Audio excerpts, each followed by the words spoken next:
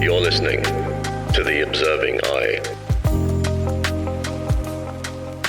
Pirate radio for the mind. Coming at you fresh from the computer hell cabin.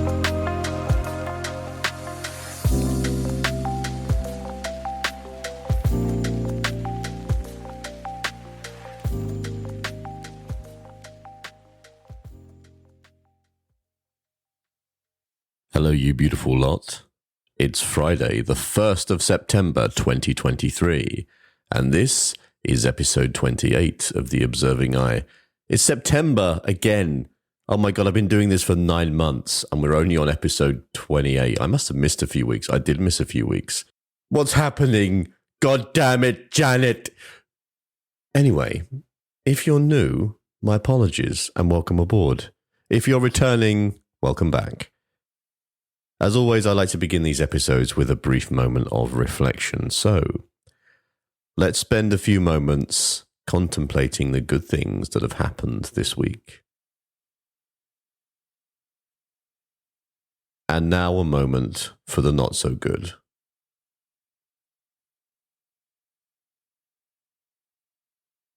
So this episode is one that's going to be allowing me to stretch my philosophical muscles a little bit. I've had enough of talking about self-development. I want to talk about something. Well, it's kind of in the same vein, but it's a bit more around the human experience. I want to venture into the human experience more, although I'm sure that crops up in the episodes anyway. So today we are talking about the cosmic perspective and our need for the numinous. So what is the cosmic perspective? As you can probably guess, it's how we perceive ourselves in the wider whole of the cosmos. It's us looking at ourselves and recognizing that we are but a mote of dust in a sunbeam, right? It takes away some of that ego and it puts us in a much broader context and a connectedness to the things around us. It's really easy to get wrapped in the ego. And because we're human beings and we're very ego-driven, which it's not our fault, it's by design, apparently, we tend to forget the things that go on externally when they're out of our view, out of sight, out of mind. We all know that, right? And we're very good at existing in out of sight, out of mind spaces. But the cosmic perspective makes us consider the broader things, the wider image, and the implications of our actions as both an individual and a whole in that wider context. I feel that the best way to actually describe this is the first 4 lines of a poem by William Blake called The Auguries of Innocence. To see a world in a grain of sand and a heaven in a wild flower. Hold infinity in the palm of your hand and eternity in an hour. You can always trust a poet to come to the party with a good description. And to me, that poem really captures and encapsulates the idea of the cosmic perspective. It's easy, I think, when we come to this idea around cosmic perspective and we go, oh, we're just, one little person in a sea of people on a tiny rock spinning around a tiny sun in a vast space full of countless other stars, the bounds of which we cannot conceivably imagine or see or what have you. It doesn't mean that, we're insignificant. And I can see why people would think that, when you start considering things in this sort of scale. But I like to see it, and this is why I feel that poem so greatly encapsulates the idea. I like to see it as though we are part of this grand cosmic theatre that is happening all around us and has been happening for billions of years and will happen for billions of years after us, if not ad nauseum. And we emerged out of that. We weren't born into this world. We were born out of it. The reason that I'm able to speak into this microphone and you're able to hear me and we're able to have this collective human experience is a direct result of the 13.8 billion years of history that exists behind us. leading us to this moment where we are aware of what is going on around us, of ourselves, of our thoughts and emotions, of each other, of the world in which we live. That is phenomenal. And that, to me, I'm getting so excited, I'm punching my mic. And that, to me, is the cosmic perspective in a nutshell. It's not something to diminish us, it's something to enrich us. I've heard people say that the cosmic perspective can invoke the ideas of nihilism and pointlessness. That's not the cosmic perspective. If you truly understand what the cosmic perspective is, if you listen to what I've just said for the past minute or so, then you will entirely appreciate that nihilism cannot come from this idea that we are born out of a 13.8 billion year old universe. You know, the atoms in your body were formed in the dying breaths of a star, right? That is phenomenal in itself. Just to consider that, the processes and mechanisms that went on to enable us to be here in this moment now, having this human experience, is incredible. And that is the cosmic perspective. So this leads me on very nicely. What a wonderful little segue into talking about our need for connection to what's called the numinous. So you may not have come across this word before, which I completely appreciate because it's a little bit esoteric, much like the rest of this episode. However, allow me to explain. So the numinous refers to the experience of like a mysterious, awe-inspiring and like almost divine quality that transcends our ordinary rational understanding of the world. And I think this is where having that cosmic perspective, zooming out a little bit to perceive ourselves in the grander context of everything, can stir up these ideas of there being something more than our understanding of the world. So the numinous is a term that was popularized by a German theologian called Rudolf Otto in his seminal work, The Idea of the Holy, in 1917. Otto described the numinous, and this is a little bit of Latin for you, as mysterium tremendum e fascinans, which essentially captures the complex emotional response that we have to the numinous, this kind of melting pot of fear and fascination and awe and wonder. So let's break that down, that little phrase, mysterium tremendum e fascinans, okay? So mysterium is, as you can probably guess, the aspect of the numinous that evokes a sense of mystery. It's something that's like wholly other, beyond our comprehension or description. Tremendum is the terrifying aspect, the awe-inspiring quality of the numinous experience. It evokes in us a sense of humility, of smallness, of insignificance in the individual, essentially telling us that our ego is shit. Much like, in Buddhism, where we say the ego is a lie.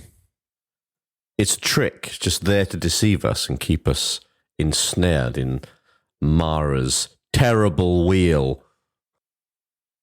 And then we have the last component, which is fascinans. And that's the compelling, fascinating aspect that attracts and captivates us as individuals, despite the accompanying feelings of tremendum and mysterium. It's the fascination. It's the bit that draws our curiosity in.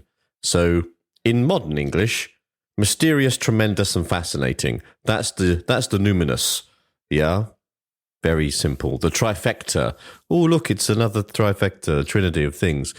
Mysterium, tremendum, fascinans. So the numinous has had significant implications in a lot of psychology. And I'm going to dive into this a little bit because I like psychology if you've been here before. If you're new here, you will learn to know that I like psychology and you will accept it. So Carl Jung talks about the numinous when he dives into his idea of the experience of the self and what he calls the collective unconscious. He says the numinous can serve as an important marker of individuation, the process of psychological integration and personal development. We see the numinous in like archetypal objects as well. So those archetypal symbols and experiences, you know, like the wise old man or the mandala. You know, we've all seen mandalas, right? That sort of sacred geometry stuff, evoking a sense of universality and like eternal truth. You know, we come across the numinous in philosophy. We come across the numinous, obviously, in theology. And to me, psychology, philosophy, and theology are the three sort of tenets of the human experience. They're the three areas of expertise, if you will, that enable us to define the subjective human experience. And the numinous ties into all of that quite extensively. So what is it that drives us? Why is it so prevalent beneath the surface, just under the skin? You know, that itch in the back of your mind, the need for the numinous, the need to understand the mysterium tremendum fascinans, the connection to something greater than yourself, that your individuality is not quite enough. There is something larger than it externally and internally. Rudolf Otto, Mr. Mysterium Tremendum himself, explains it as a non-rational, non-sensory experience or feeling whose primary and immediate object is outside the self. This mental state presents itself as ganz anders, wholly other, a condition absolutely sui generis and incomparable, whereby the human being finds himself utterly abashed. So what is that? The utterly abashed. When we are in that state, what is it?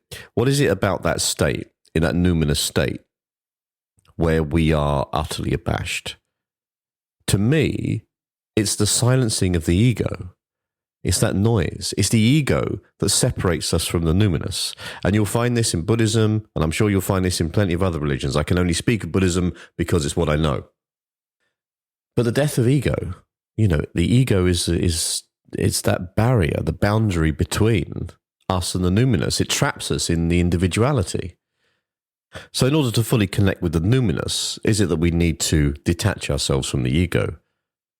I mean, from a Buddhist perspective, I can say 100%. That's where we'd come from. Recognizing that the ego is a visage, it's a trap, keeping our awareness inside the individual. And that's the thing, it's recognizing that there is the awareness and there is the ego, and they are two separate things. The conscious awareness, the observer, the bit that is the consciousness. The ego is the thing that makes the noise, the chit-chatterer, the great chit-chatterer. It's the awareness that we want to talk about, and that's the bit that links back to the numinous, in my opinion. But take from it what you will, you know. This is about the human experience. We all have our own subjective ideas and experiences. You know, reality is subjective, not objective, fundamentally. It's all about perspective and perception. So take from this what you will. I think fundamentally what's important to recognize is that there is a stirring for something outside of the individual that is greater than the individual. And that doesn't have to be a religious thing. You know, you don't have to believe in God or Buddha or Satan or, you know, Zarathustra or anyone like that. It's entirely subjective. So if you feel, you know, I think you can look at the universe and its immense complexity and the fact that we were born out of that as in itself a numinous experience, something incredible. You don't have to bring God into it, a God, the gods, whatever. I think fundamentally it's just a connectedness to something greater than you. Something outside the individual. That's it. But equally, it's an intensely enriching experience. And this comes back to our idea of the cosmic perspective, to see ourselves as components within a larger, more complex whole, and our actions to be in service and betterment of that whole rather than for the individual. And all of that has essentially led me to a single question, and that is, how can I be of service to others? For me, that's the numinous experience. And on that note, I'm going to call time. As always, thank you so much for joining me. I hope this has been somewhat interesting and useful. Me prattling on about the numinous and the cosmic perspective. I hope that you can take something away from it and garner something for yourself. It's Friday, so as always, I'd like to wish you a fabulous weekend. Get out there and enjoy your human experience. Connect to your numinous. Be of service to others. Much love, and I'll catch you soon. You've been listening to The Observing Eye. Thanks for spending some time with me today. I hope that you found it useful. And if you're interested in any more of my writings or work around psychology and philosophy and general day-to-day living, please go and take a look at my Substack, which is theobservingeye.substack.com, and that's I as in the letter, not I as in the gelatinous organ through which you see. Take care, everybody. Much love, and I'll see you soon.